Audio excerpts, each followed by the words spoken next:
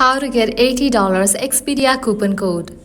Let's get started. Launch your preferred browser. Over here, you're going to find the search box, type in Expedia coupon code and then search for it. Different website links will appear. Navigate to this one website option, couponfollow.com, as this is a legit website, and in this website, you're going to find tons of offers and deals for Expedia.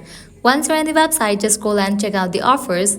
You can see that $25 off, 30% off, $50 off, and many more. Head towards the offer that you want to grab, just click on it.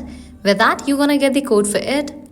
Now I can copy the code. Make sure you check the expiration date of the code, whether it is valid or not. If it is valid, click on Redeem at Expedia. You will be directed to the official website of it.